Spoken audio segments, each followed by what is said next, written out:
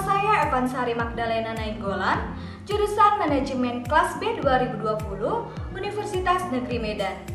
Di video ini, saya akan membahas mengenai sejarah dari teknologi komputer dan perkembangan serta fungsi komputer dari masa ke masa. Komputer, siapa sih yang tidak mengetahui apa itu komputer? Dan mungkin sudah tidak asing lagi bagi kita semua apa itu yang dimaksud dengan komputer. Tapi, apakah teman-teman mengetahui apakah yang sebenarnya dimaksud dengan komputer? Kegunaan komputer mungkin pada zaman sekarang yang sudah kita ketahui, media komputer dapat dilakukan seperti bermain game, melakukan proses editing, melakukan streaming, dan juga bersosial media. Tapi, itu kan kegunaan komputer zaman sekarang. Lalu, apakah kegunaan komputer pada zaman dulu dibandingkan dengan sekarang? Nah, untuk mengetahuinya, silakan disimak videonya ya.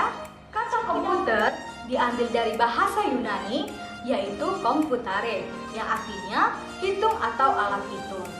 Dan secara singkat, bisa diartikan komputer adalah suatu alat yang dipakai untuk mengolah data menurut perintah yang telah dirumuskan. Jadi teman-teman, komputer zaman dahulu tidak digunakan untuk bermain game, melakukan streaming, melakukan proses editing, dan juga bersosial media. Dan komputer menurut arti yang lebih terdefinisi adalah suatu peralatan elektronik yang terdiri dari komponen-komponen yang saling bekerja sama antara yang satu dengan yang lainnya untuk menghasilkan informasi berdasarkan program dan data yang ada dalam membantu pekerjaan manusia agar lebih efektif dan efisien. Apakah teman-teman mengetahui siapakah yang pertama kali menemukan komputer? Komputer pertama kali ditemukan oleh seorang ilmuwan Inggris yang bernama Charles Babbage. Jadi, ia menemukan sebuah permasalahan di bidang tabel matematika.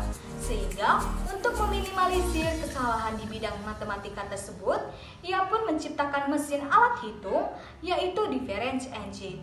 Hal inilah menjadi bukti kuat bahwasannya itulah pertama kali komputer ditemukan. Dalam perkembangannya, komputer sendiri memiliki 5 generasi yang berbeda. Generasi pertama tahun 1940 sampai 1955. Dimulai pada tahun 1940, komputer bernama Jetri berhasil diciptakan oleh seorang ilmuwan Jerman yang bernama Konrad Zuse. Komputer ini digunakan untuk mendesain aerodinamika pesawat tempur Jerman. Namun, sayangnya komputer tersebut hancur akibat serangan bom sekutu. Pada tahun 1943, sebuah komputer bernama Colossus berhasil diciptakan oleh Tommy Flowers. Komputer besar ini dapat mereka strategi perang Jerman hanya dalam hitungan jam. Colossus juga dipercaya telah membawa kemenangan sekutu pada Perang Dunia Kedua oleh sejumlah ilmuwan. Mulai dari sinilah, banyak perusahaan yang akhirnya ikut mengembangkan teknologi komputer tersebut. Generasi kedua, tahun 1955 sampai 1965. Memasuki generasi kedua, di mana vakum tube di dalam komputer mulai tergantikan dengan transistor.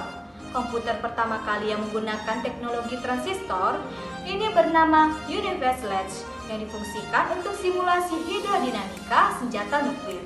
Namun, seiring berjalannya waktu, peneliti menemukan kelemahan dari transistor ini yang dapat merusak komponen di dalam komputer. Generasi ketiga, tahun 1965 sampai 1980. Pada generasi ketiga ini, terciptalah semikonduktor sebagai solusi yang dibuat oleh Robert Noyce. Komputer yang telah mengaplikasikan komponen ini disebut juga sebagai mini komputer karena ukurannya yang jauh lebih kecil dibandingkan dengan generasi yang sebelumnya. Generasi keempat, tahun 1980 sampai 1990.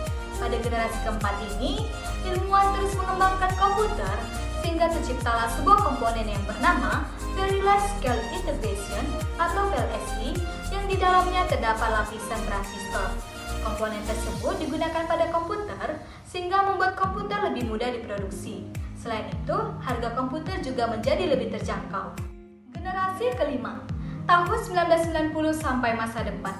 Memasuki generasi kelima, perkembangan komputer masih terus berlanjut. Hebatnya lagi, para ilmuwan sedang mencoba mengembangkan komputer yang dapat memiliki pikiran layaknya manusia. Demikianlah 5 generasi dari komputer. Setiap perkembangan teknologi pastinya menimbulkan dampak positif dan dampak negatif. Dan itu tergantung cara penggunaan kita terhadap dampak perkembangan teknologi tersebut. Sebagai contoh, dalam kegiatan positifnya, dengan perkembangan komputer, kita bisa terbantu dalam mengerjakan suatu pekerjaan, misalnya tugas sekolah maupun perkuliahan. Dampak negatifnya, kita mungkin bisa menjadi orang yang bermalas-malasan karena komputer tersebut. Dan itu semua tergantung cara kita menggunakan. Demikianlah pembahasan kita mengenai sejarah dari teknologi komputer dan perkembangan serta fungsi komputer dari masa ke masa. Semoga bermanfaat dan sampai jumpa.